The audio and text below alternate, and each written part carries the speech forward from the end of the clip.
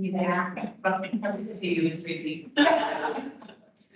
Claire was saying that this is very working.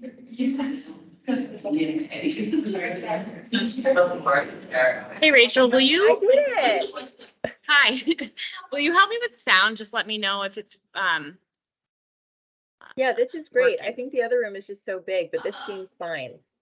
okay. You can hear people? I don't know if I can hear the people standing. I can hear you fine. Yeah. It's a pretty small room though, so it should be okay. Okay, yeah, just let us know if it needs. I don't know what Okay. the mic is in this room. Well, and I think It's I'm not- just a help answer questions person, so I don't, you know. Yeah, just, and Elle here can to help too. Yeah.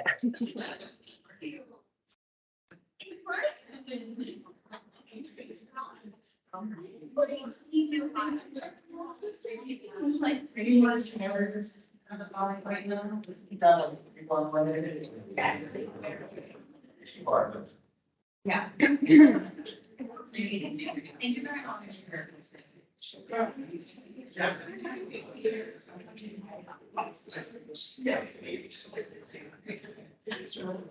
Rachel, can Yes. you hear us? Can you hear us? I can hear you, Carla, because you're speaking loudly. I am getting messages from the other room that the community attendees on the other line are still having trouble in the other room. I think because it's so big. Okay. The microphone works, but you do have to hold it close to your face in the other room. So if someone could just remind them. And I think you have to face the computer at the same time, Carla. So you have to hold it close to your face and also face the computer. Yeah. The interesting thing here is that we don't have one microphone, but I think the audio is better. The room is smaller, and I think that's Yes. helping. Right. Okay. Okay. And also, I'm just here to help you, Carla. So I don't. It's okay if I'm. Carla, Rachel was. What, Rachel? I was just saying, I'm just here to help you. I would be more concerned about the community members on the other line than me. I'm just here to help you answer questions if you need it. Yeah. Okay. I'm gonna jump back over to that other one then, since you're here. Yes, Rachel. thank you, Okay, Elle. thanks, all. I don't think there are any community members here. So yeah, so we're okay on audio here. And we can debrief and figure out for next time how to have a better audio for people. I don't know. Mm-hmm. But I'm okay. I can hear you. Yeah. Okay. Well, let me know if at any point there's you're having problems hearing any one of Okay. us. Sure. Great presentation, by the way, to Peeps. That was excellent. Yes, thank you.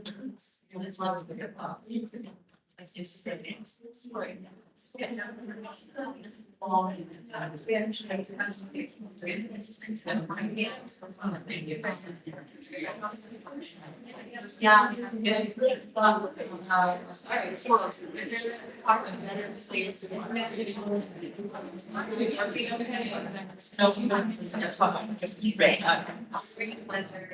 Cool, so I'm gonna try to really not talk very much, and Amy has really graciously offered to co-facilitate this portion of the agenda, and I really think she'll do an amazing job. And so no question in my mind. But just, as Alex said, training wise, we just kind of did like a quick dose of like what, but like at the end of the day, how is kind of the big question in front of us.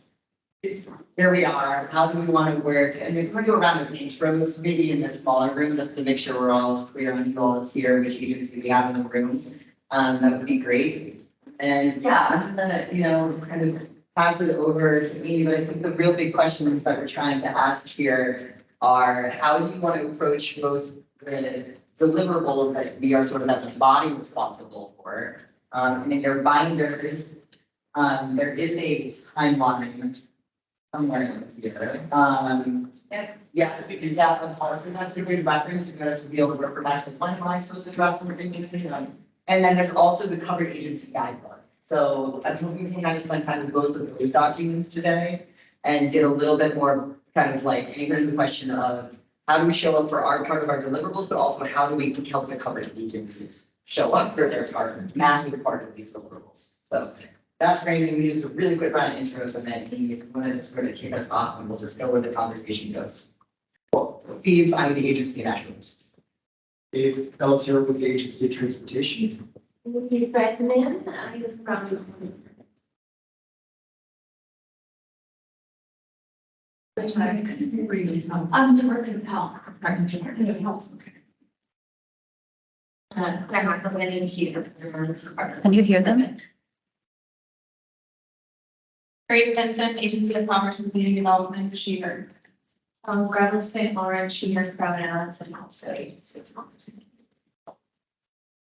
Carla, Agency of Natural Resources, she, her. Spina Haskell, Natural Resources Board, Sheeher. Abby Wilbur, Sheeher pronouns, Agency of Agriculture, Food and Markets. Back row, still always in the room. I'm James Burchak, work at A&R. I'm Jeffrey, I'm also at A&R. Justin Savage, who's here. Emily from A&R for Environmental Conservation. Gallagher, she, her, from Monitoring Resources Council. Doing again, she, her, so. I'll jump in. Rachel Stevens, Agency Natural Resources, she, her.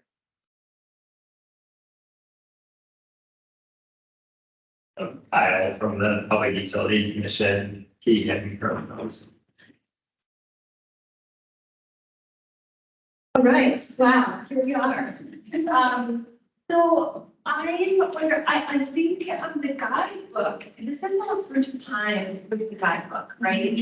And also I know we have to process the roadmap, and I think the goal of our conversation, maybe we can figure out where our starting point maybe together, but really trying to wrap ourselves around just like how do we want to organize ourselves and how do we want to work together to start to implement this law. So that's, I think, our North Star, our little North Star for this time. I was reminded in preparing for this with Allison Leaves that we should expect unfinished business, and it's in our agreements as well. So at least to start the conversation around how we're going to do this. There's some big questions in here, but really trying to start this conversation so we can get the work going. So do we have any thoughts on, do we want to spend a few minutes looking over the guide? Oh, just take a second to take us in. Do we need that, or do we want to jump in with asking ourselves some guiding questions around how we want to organize? Does anyone have any, do you have a starting point, or does anyone else have an idea? Reflections on where to begin? Do we want to spend a few minutes looking over the guidebook? Yeah, and maybe just for context, and I don't know that everyone has this either, so. Yeah. That level set, but so there's this timeline for the deliverables in the law part of the year. And I think what stands out to me is like, when you look at the who's responsible column and sort of what's ahead of us. You know, you all need to write the core principles of community engagement. We're kind of shuffling that process through today a little bit. But then it's really mostly the covered agencies. And then, you know, the Agency of Natural Resources taking the lead on implementation, with you all being really a consultation and support and guiding. So, Because we're the interagency group. yes. So, but even there, so, you know, in terms of consultation, yeah. So the advisory council is our lead council. And I think you all should consult on how we approach the covered agencies, right? And so I think you have both of you in a consultation role to either ask the A&R building mapping tool or to all the covered agencies and do their benefit spending reports or figuring out how they're going to actually do rulemaking, right? And these larger sort of policy questions in front of us. So with that context, I don't know if the guidebook might be a useful starting point. The guidebook is really meant to be a tool for you all to sort of take home and start to bring together folks in your agency to show up for the covered agency part of this work. So we can definitely start with like a conversation about what's in that kind of book. I also would love you all to just feel open to think about just sort of, you know, any sort of procedural things that feel important. If you all want to know that you are having touch points regularly and in particular ways, You know, because I think if you would see for us to get kind of siloed and isolated with our agencies trying to figure this out, I think that's the crux of what I would like us to like meetings process think through. How do we really support one another? Yeah. I have a general question about open meeting law, which I saw in your like prompts for discussion.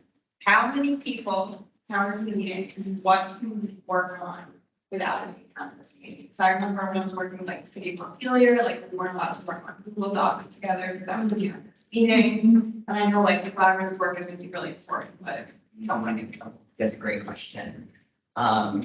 We do have Rachel here to make sure that I don't mess up any of the legal stuff. I know the threshold is pretty low. It doesn't take very many of us to activate a public meeting conversation. So much so that our lawyers and advisors does not do document sharing like that.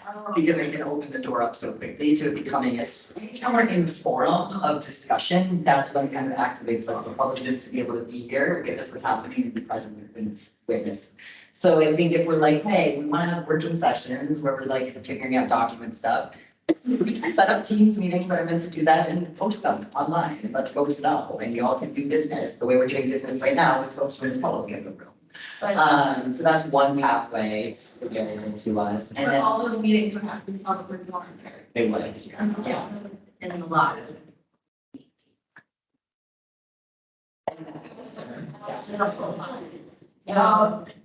And isn't it individual? It is. I believe Joint and then four.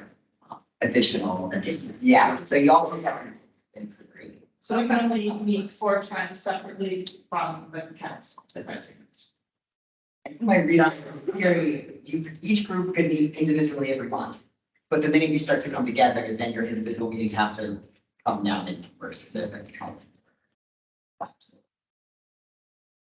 I think what this is underscoring is perhaps in terms of follow-up after the meeting, perhaps produce content and guidance, Rachel, on procedural things, specifically open meeting law, and just clarify the questions that were raised here and provide concise guidance on that aspect.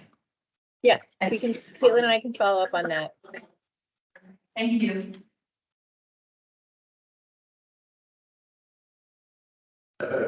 Big question, and it concerns the November 15th guidance that A&R is going to provide for the benefit spending.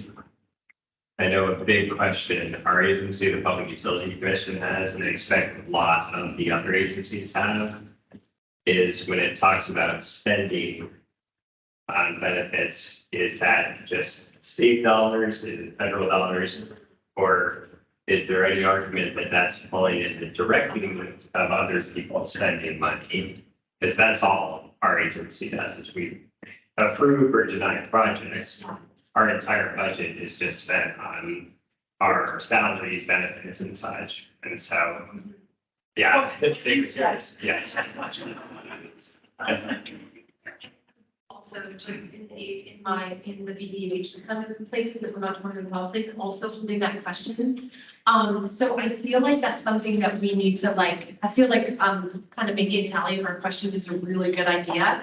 And I wonder right now if it wouldn't be worth our time to brainstorm how we want to organize ourselves in terms of groups, right? Because I think the process roadmap is kind of asking, do we want co-chairs? How do we want to meet? How do we want to organize our groups? Do we want to organize ourselves around the buckets of work or not? So are we in a place that maybe we could brainstorm how we want to organize ourselves and just thinking in pencil around yeah, maybe, or do you, yeah. Yeah, so, I'm gonna go back, a few minutes ago to the question about whether it would be helpful to go over, really briefly peruse the content of the guidebook. Perhaps as the avenue to create some context and then address those questions specifically. Okay. But this is just a question on behalf of the group. I don't know if everyone feels prepared to jump into questions, the questions that you just raised, Amy. I think those are important questions, but I want to know whether, we can all speak to it. Maybe right now. And the law does not specifically clarify funding source, and there's 3 buckets, really. There's like state dollars, federal dollars, and then private dollars to essentially means, like, I think private dollars, which is kind of a unique circumstance that you all are looking at too. And I think this is exactly why we need to like be guided by the advisory council and thinking through these, right? Because November 15th, the benefit spending report needs to answer a lot of technical questions. So actually, if we leave this room with a list of technical questions about what y'all, the benefit spending report, that's a wonderful use of time. Like, I'm okay with us going that direction, just like, what are our clarifying questions that we need to be able to put together the guidance that's gonna then take our covered agencies forward, and the benefit spending report is kind of the core engagement principles, which are a little more straightforward, I think, so that covered agencies get to run with and write their reports, and then the benefit spending reports, the next technical guidance that, even though it's in our court as A&R, I need all of your feedback, and actually the covered guidebook includes at the last section, a draft. I want y'all's feedback, sort of like initial surveying tool to start to look program by program in your agency to determine where is this law relevant in this program. And so one of the pieces that you'll ask for us to do kind of as homework coming out of this meeting is to spend some time with that and maybe identify some ways to start to maybe pilot in a couple of agencies what it looks like to start to like get under the hood and ask some of these technical questions, program in a few different agencies. So that's one thing that we've been mulling over as kind of an approach. But this is why I'm like, yeah, I really need you all consulting us on this benefit spending guidance and then down the road as we get into the burden stuff, and we how to run the map to work and what kind of rule making you want to be pursuing essentially. Yeah. So I have a follow-up question, but then I'm happy to go take the recommendation to just maybe like review what we have here as a guidance document, but I'm having a difficult time separating my role as the advisory council from the covered agency. So like I'm it, like nobody else is paying attention to environmental justice at my agency. And so the how you're going to do the work means how am I going to do the work and then translate and communicate and engage my leadership as well as the other divisions within my agency that are responsible for this kind of collective environmental justice kind of charge. And so a how piece that I'm interested in discussing with all of you is whether we have a legislative session and budgeting process that we're going to start planning for. I hear instructions came out today, which is awesome, right in the middle of the flood emergency. We're going to start planning our 2025 budget. But let's think about whether there's a coordinated ask for environmental justice capacity within our agencies and departments that help us achieve some of these like upcoming 2024, 2025 kind of timeline and deliverable components. So anyway, that's part of what I'm thinking is like I feel a bit of an isolated island at the moment, and I would like to build a bigger team and bigger awareness within my agency about this work. Yeah, that's a great question. And I think you hit the nail on the head in terms of the conversations that we've been having at the Agency of Natural Resources with Lisa and Alex and the 3 of us. It's really this document here hopefully will shed some light on tools that we utilize internally to build that capacity and that support system within the agency so that we can support each other through the implementation of this law. But yes, that's definitely an important question on like how, as a representative of this committee, am I going to go back to the agency and build on this voluminous work? Yes. This is a lot of work, and one individual alone, it's just not going to be able to do it. So hopefully this document and the conversations that we're gonna start having as part of this engagement is gonna help us get there. Yeah, the covered agency guidebook is meant to contemplate some of what you're raising. Folks have that in front of you. Sorry, we don't have dividers. We'll slow it. Well, it's reordered then. I know. So next time. Actually, I think they may have made it, you just have to do it yourself, or like, Yeah. this morning they should have. I know, like, I need dividers. So, yeah, I just want. oh, funny, I have two guides to the four principles of engagement. Okay, that's why I'm. This is great from ACP. I just want to totally echo what you said because Brett and I have been talking about that. Yeah. I mean, we have a very small agency, but we're going through ACC's program list and there's dozens of different programs all with funding. So, yeah. It's really exciting, but challenging thing to think about how to bring in people from throughout your agency and also leadership. But yeah, I think the core of that would be really good. Yeah. Good, this is good. Yeah, how questions, let's keep them going. Yeah, it's just like to be more concrete about the benefit spending thing, like that has a huge impact on our agency, what the answer to that is. So I just want to make sure that we get consulted before the November 15th Yeah. report comes out, or that this group has really had full discussion. I would love to walk away from today with a rough sense of when we're gonna reconvene or what tactic we're gonna use individually in touch points to do that sort of touch points. Because that benefits spending guidance really needs to be run through. It actually has to go through a 40-day public comment period, just in case I got missed in the overview. So there is that period of time built in to make sure the public's weighing in, and then we need to consider sort of the technical side from the agency's perspectives and find a sweet spot that is doable and actually challenging agencies to like, not just do the bare minimum, right? It's just hard, because we're gonna catch something too of like, well, if I'm not doing the bare minimum, how do I feel like it's not just me having to show up for not doing the bare minimum in my agency, when it's just me and this is not my job primarily necessarily. What I'm here to, and the hard part with environmental justice is really not meant to be in my mind like a job of a person. It is a way to approach everybody's job. So I think part of what the guidebook, so the guidebook is broken into 3 sections. Let me just clarify, Section 1 is simply overview of what the expectations are. So that's meant for you to be able to take home and use with your agencies to educate people and yourself, really quick reference materials.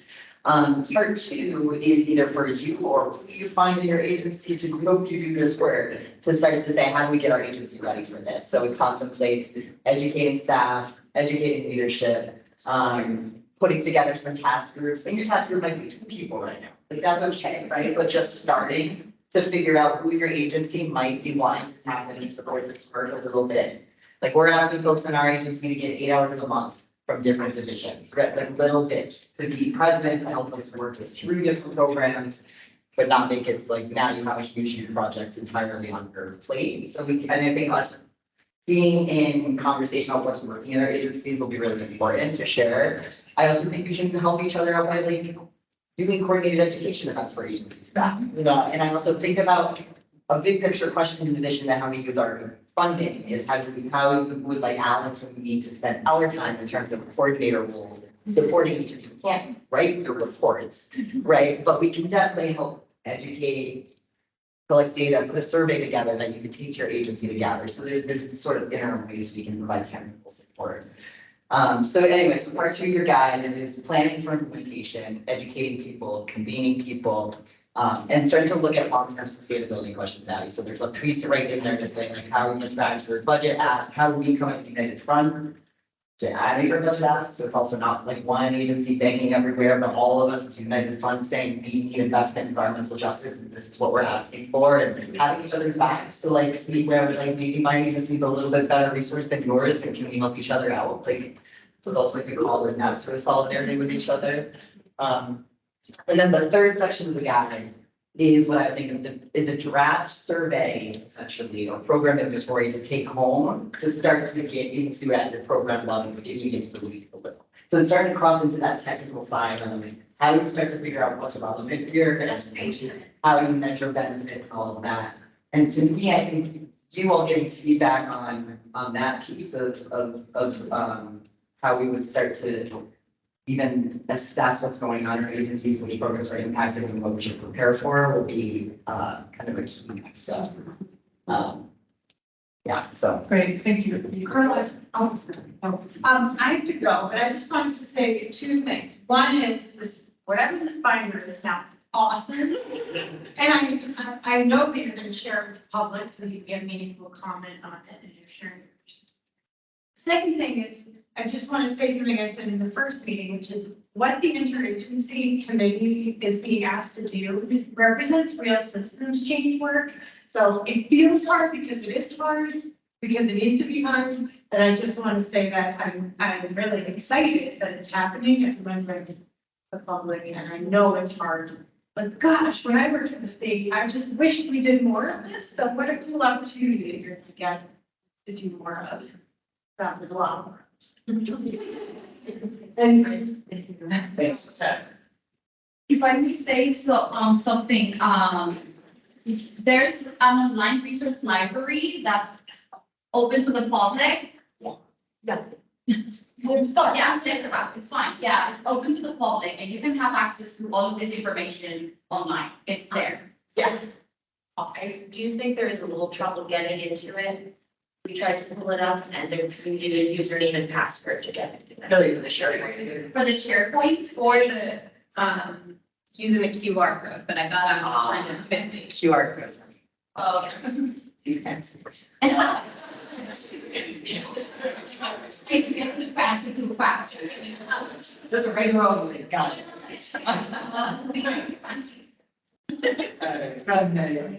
Yeah. Oh, and then you're like, yeah. I just have like a really basic question that I've asked but I don't know the answer to, which is the period of time that the spending reports need to cover, because the law just says previous 3 years without really a. 3 years, 5 years. So it'd be helpful to know like the last 3 fiscal years from the due date, from when the law was passed. Yeah. This is a great example of like a detail that we can pick up, right? Like it's not long, no one said it, right? You know, I think the sweet spot is close enough to be relevant, far enough back to be able to have data when you're doing. Right, I think it's not. And to be consistent with our tracking going forward. Exactly, right, so I think whatever, yeah, that's a great point, so whatever cycle, and I think establishing this a flow of cycle of like we cut off at this point and then we have 3 months to gather data to our annual report and probably cover it. Oh, you want to use this Oh, yeah, makes it like new videos and. Yeah. Here. Yeah, thank you. So, I first will apologize because I have not time to go over. The guys that came out yesterday, so Yeah. expression everybody, that's not you, yes. It's fresh. Yeah, but, when I look at, the timeline, and this is really interesting, and I'm guessing we have enough information to go through and, get some, collective feedback and, gauge, our agencies. And, for instance, on the, July 1st, 2024, it says here, like, established goal of equitable investment and current agency formally set goal of investment to result in the equitable expansion of the environment spending into the focus of the mission. Yeah, now from the Department of Agency of Education. When I'm actually thinking, about companies we can do at the agency to remind those activities with the agency. But the question is, I believe environmental justice already has like some activities the different agencies need to follow, right?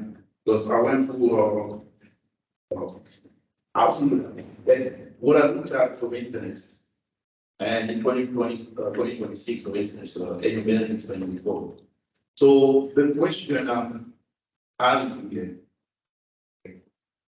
don't know what would happen. Does environmental justice provide funding, for instance, to the agencies And then we expect the agencies to report, how they were spending money received from, if it is something that is very public. Or if not, then, I see in the, that kind of activities, AHA is trying to, collect from the different, agencies. That's where I'm not coming from, actually, so it's not yet clear to me. I know we may not learn from inside the public way this, but that's gonna be the question, but it Questions on how we're gonna do these benefit spending parts. Yeah. Like very good specific focus, which makes sense, we, I think, probably that, the benefits spending piece, how we're gonna do this, so. The guidance gives us, like, the guidance document gives us like a concrete place to anchor into answering these questions. Yeah. I just 235 was on check. Yeah. Or not 235, 135 was what the advisory council requested to council, so, Great. yeah. A question or comment? Or where were we? I asked. Okay, great. I got some, but Okay. I'm not holding it, it's fine. I have a quick question, it's where I'd love to just kind of like, the question, and yeah, this is fresh for everyone, so I too am just taking it in.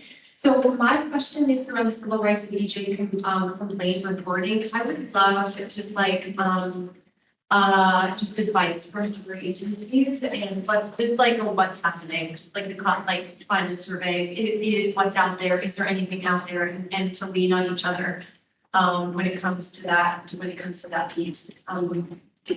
So that's my quest.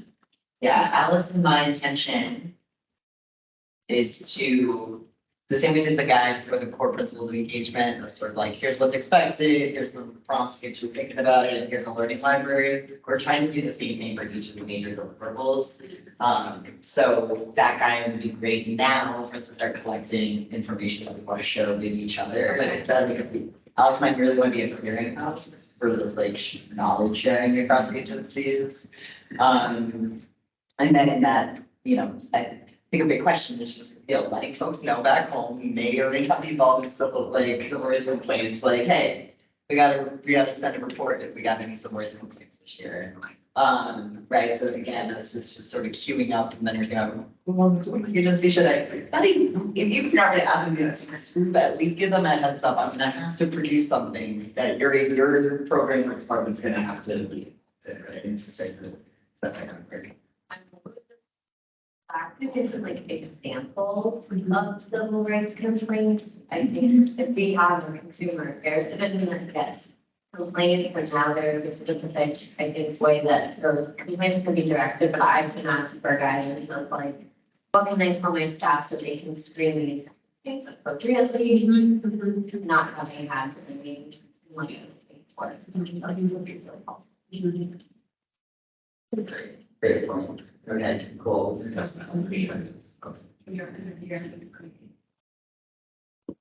Oh, I'm sorry. It's right, there's a great suggestion. I'm wondering, as part of the how.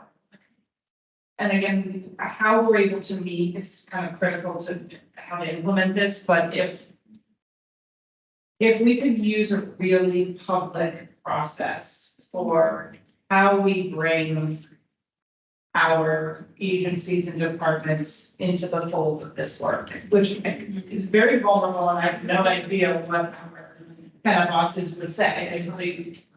I don't know what they'd say, but as a way for us to have a meeting that's still open to the public, to share some of those practices that are happening that each of us may be doing or may not yet be doing, but looking for suggestions. Because otherwise, I don't know how we can do the information sharing in like face-to-face real time unless it's a public meeting, which then puts us open to public comment and public review, which is very uncomfortable for state government, but actually, I think a whole part of kind of what this process is asking us to really consider. Yeah. Because I feel like I always talk about Claire's kind of work with the Department of Public Service on public engagement process. Like, that's something that like I need to learn from and my agency needs to learn from. I don't have any idea how we would respond to civil rights complaints. And so I'd love to hear how other folks are managing that. So I think each of these components, I think there's like a very early stage of learning and sharing of examples of best practices that would be valuable, I think, to me. And again, I think it would require leadership's support and engagement. Yeah, I mean, that does open the door for y'all setting a recurring sort of rhythm for yourselves. We get together and we're either, getting introduced to another set of work we have to do, and we're moving ahead something we've been thinking about, get into some of the technical weeds. And if it's third Thursday of every month, and that's posted online, and we can do that and sort of have a standing agenda, that there are ways we could make that, so that gives us that, check the box on the public meeting law. And yes, if uncomfortable, the law literally defines meaningful engagement as involving the public in the directly impacted folks at the planning phase. As long as we can have those meetings and that's not one of the four, like that's still like the technical question that I'm clear on. The process roadmap can be that little weird chart, because that did have, I broke down very specific details on our meeting options. So I can pull that back up, and when we can do the advisory council goals to sort of like see what they're thinking with what y'all are thinking, and can we sort of action plan out when we want to meet, so we can move steps forward. So it's a useful sort of priming for that. In terms, if I may say, because they're going to be looking for that document, something that I think we should try to keep in mind is that our goal at the Office of Natural Resources through Phoebes and Alex is to create pretty concise, like the one you have at the end, for community principles, guidance on how to tackle all of the deliverables in the bill. And so in the process of creating those documents, there's going to be, consultation and regular communication like the one that was after this meeting, and for this deliverable, which is the first one, the community engagement. So I think what's really important is to familiarize ourselves with the content of the law, understand really what each of the deliverables are and require the agencies to do, and then bring those questions to us as soon as possible, so that those questions get answered and included in the documents that you'll receive in advance of the next meeting, so that two things, we are not only concentrating on the deliverable at hand, but also thinking forward on what's coming next. Because what you'll discover is that some of the deliverables really require foundational work. And foundational work that's not going to get done in a few months, right? So that's why it's really important to, and I think this table here is particularly helpful, the Vermont EJ Law Implementation Action Plan. You have there 6 months planned out. So to start looking at those things and thinking about internally in your agency, what kind of structures do I need to provide that information? And then what questions come to mind as you're thinking about that, to see whether there is some collaboration and exchange of information that can occur to help our agencies to build that structure and then deliver on the deliverables.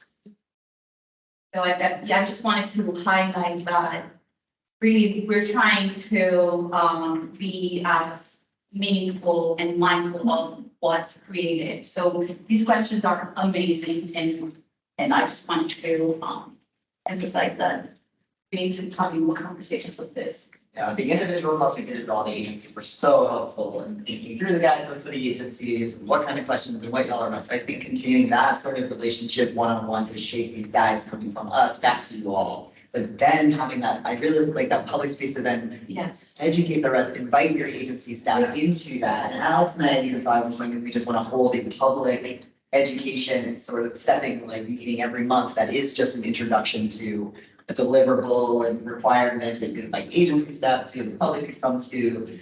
But that does not resolve the more interesting question, which is when we start to get in the weeds and debate and deliberate what's in here, and not what kind of public forum. One moment, I just want to clarify the meeting schedule and then get to you, Jenny. So the requirement is that we have to have 4 joint meetings a year. And there's an 8-meeting cap for each individual groups, which includes those 4 joint meetings. So in theory, you all could meet either just 8 times jointly, that could be it for the year for everybody check, or you could meet 4 times jointly, and then you all can meet individually 4 times separately, and the advisory council can meet another 4 times separately. So that's how it kind of shakes out. So we are capped at 8 meetings as an advisory council, I mean, as an interagency committee. 8 meetings a year, yeah. Yeah, we are. The question about what constitutes a maintain and very balance, but quorum is what happens. That was, yeah, majority of so it's no more than 4 or 5.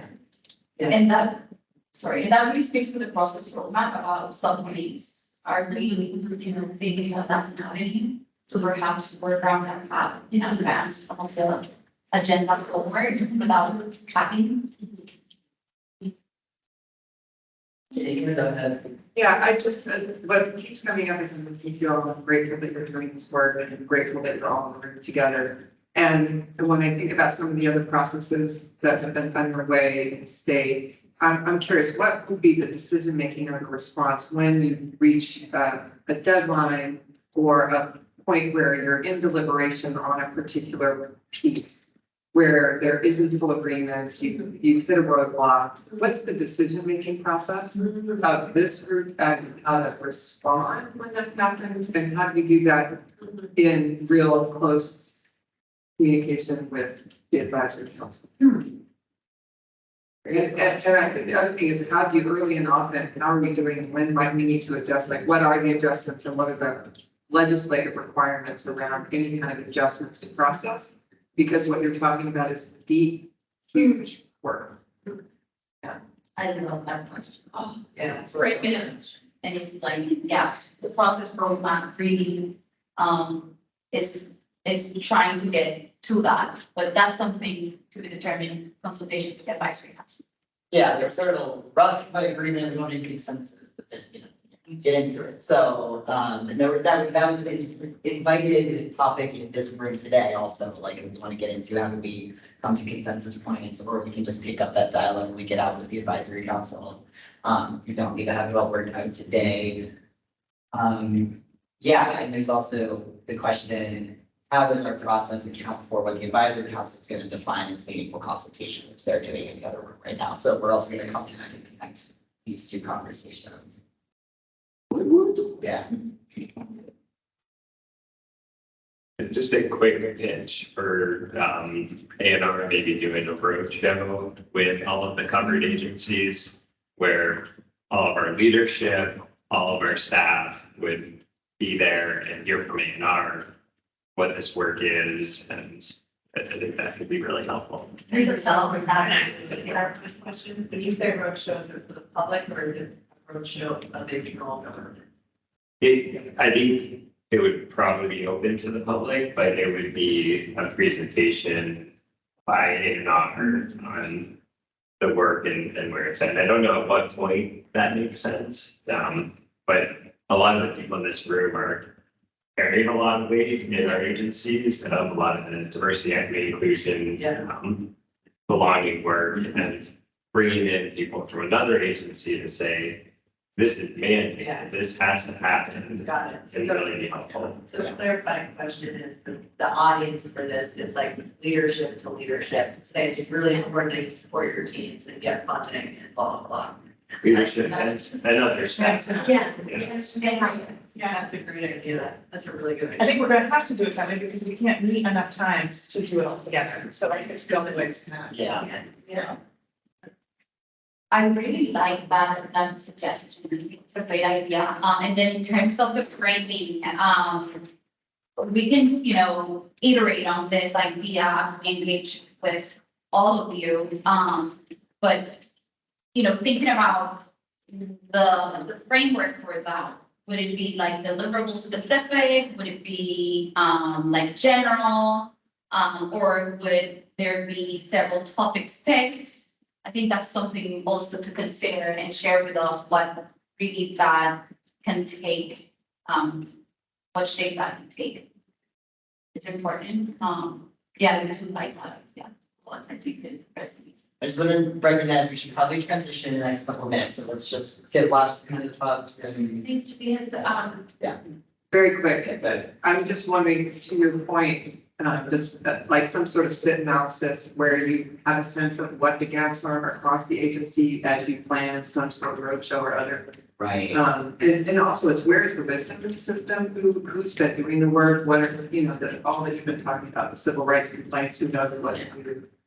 To be able to get some of that information and then disseminate through a systemic set of meetings.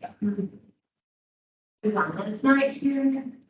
Sorry, Susanna, I don't think is here, but I really love, I'm an equity liaison in addition to serving on this board, to Kyle's point, in addition to like being on this transition to the climate council. And I think from Susanna and in my role, the equity liaison, I feel like there should be some effort to learn about how that network in state government has or hasn't been effective. Because it's in some ways very similar. We have like 1 or 2 representatives, we have meetings every other month, more frequently than legislative session. And it's some of the same people who are here. I think we probably have thoughts about how we could do that work more effectively, where it overlaps, where it's starting.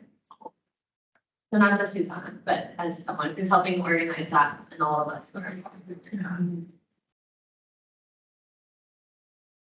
Great, yeah. that, no, I think I'm not surprised that we're holding more questions than answers. That is appropriate. So the next step is to take this, right, and rejoin. Yeah, Yeah. I think so. I mean, I'll try and finish it a little bit. So long been back, so I think we should do that.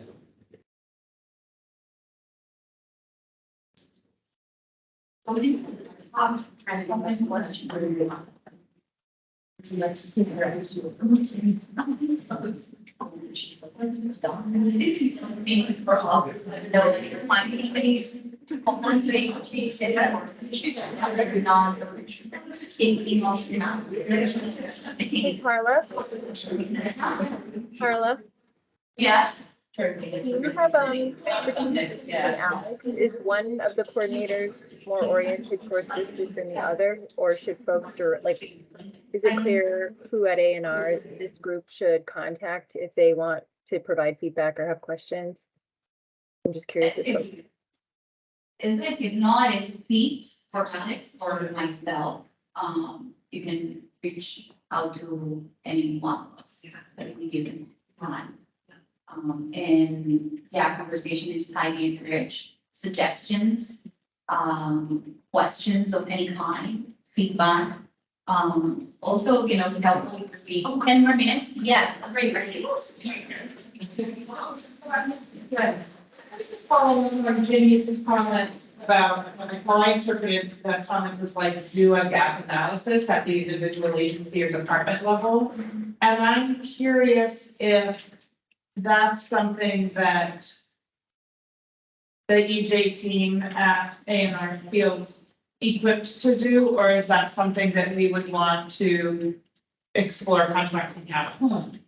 That same thought crossed my mind. It's like, is there a point at which we need some additional technical experts working with all the agencies? Because I'll be real, think about showing up for our responsibilities as a covered agency and coordination and TA to 10 more agencies. Seems like a little daunting. And we do have funding. We talked about, I talked with leadership about having funding coming out that could be around sort of subject matter experts, whether that is like facilitation experts, gap analysis, we can define what we need in that. I think we have room to do some of that. So that's $50,000 of carry forward. Right, with that additional funding especially. So I think this is part, that was part of like the prompt when we get back in the room, how do we want to spend money? That's definitely a way we could, I think 2 ways we can expand our capacity are contracts, but also subcommittees can have people from outside of these 2 groups. So those are actually 2 pathways by which we can invite other people. Yeah. contractors, questions. I think the categories for contractors are kind of like community liaison type contracts, facilitation for meetings kind of contracts, and then more subject matter technical experts who can work with agencies, so. And I do want to mention something. So right now, this meeting was completely organized internally. And so to the extent that we contract out some services, that means bring up time from Alex and Phoebes to do more of the technical support needed for actual implementation of the deliverables. So that's something to keep in mind too, because I think it may be harder to find technical expertise of the kind that we're looking, to do a program review or an assessment or identify gaps when there's like regulatory structures that need to be put in place in order to produce spending reports. That's kind of the nuance. So, thinking about strategically about if we are contracting out services, what kinds of services and what that can free up internally is important. Other thoughts, folks, on that contractor piece, or even experience working with contractors to do this kind of work in your agency, because we use contractors in agency work all the time, I mean, we have amazing partners, some that may be represented in this room that are really great about kind of communicating culture change and guiding government clunky process through to systems change. Yeah. And I think in this early stage, that might be really welcomed and helpful support. Yeah. Given that we don't have huge teams assembled at this point. Yeah. Either at A&R even, or at any of the covered agency level. Yeah. And that would be a contract that would go through A&R, and then Alex would be managing, we have a direct relationship with those folks, be able to support consistency and liaison. And you may be needed as the subject matter experts around what's in the law, but at least you don't have to do all of the kind of, if gap analysis, for example, was one of the tasks, but,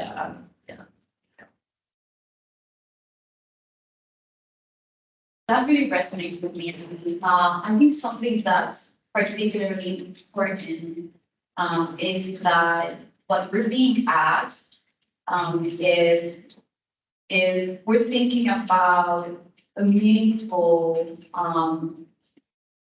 implementation of it, it really requires a changing paradigm in the way that the agencies have done their work historically.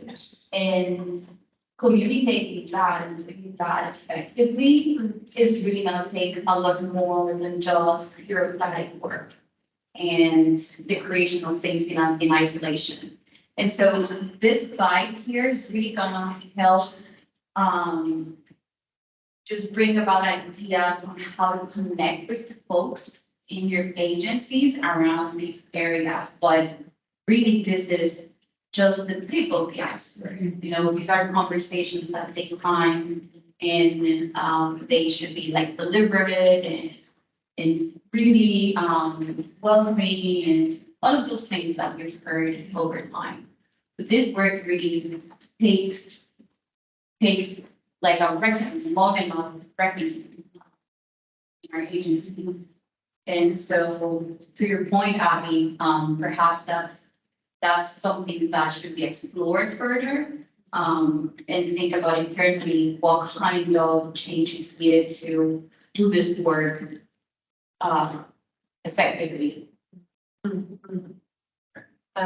I was gonna add to that point, it may be important to have external folks working with us, because I maybe mentioned this in a conversation with Abby or Alex specifically, again, in a community of practice around this work, and the conversation was around exposing invisible barriers to advancing equity and justice, and as people in the system, we might be less likely or able to see those barriers down for their own contractor,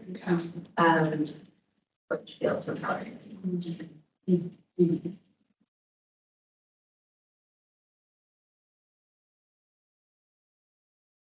I was having a conversation with Mariana earlier, and one of the things that Mariana is a member of the advisory council. And one of the things that we were talking about is, I think she was intrigued about the conversations that we were, oh, Mariana.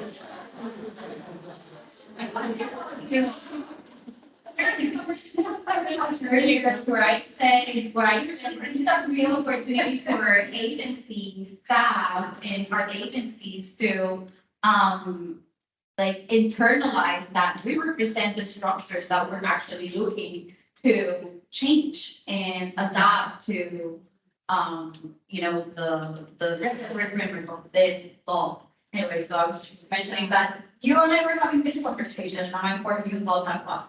Okay, imagine. Yeah, you tell us how your hand up, so I'm sorry. You got- We'll come over and finish this last question. Thanks, man. That's important. Go ahead, Rachel.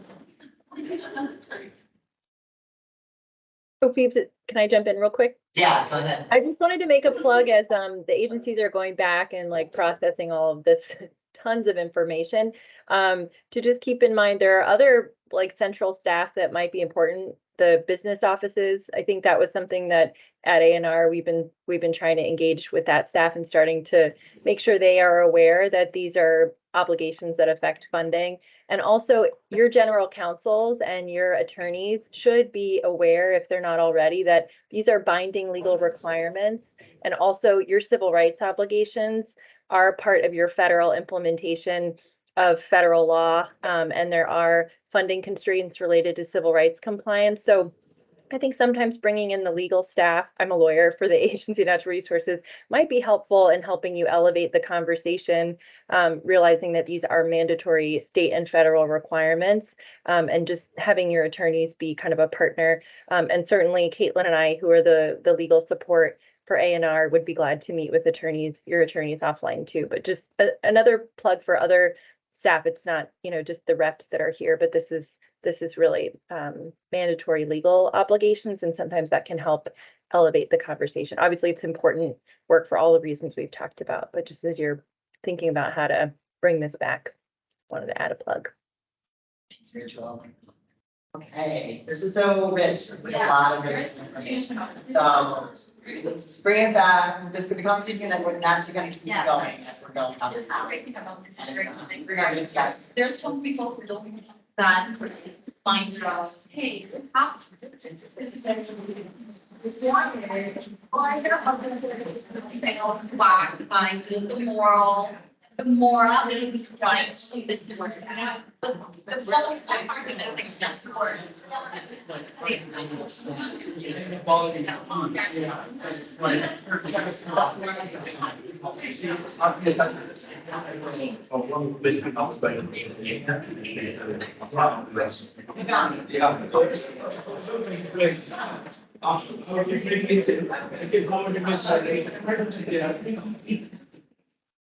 Yeah.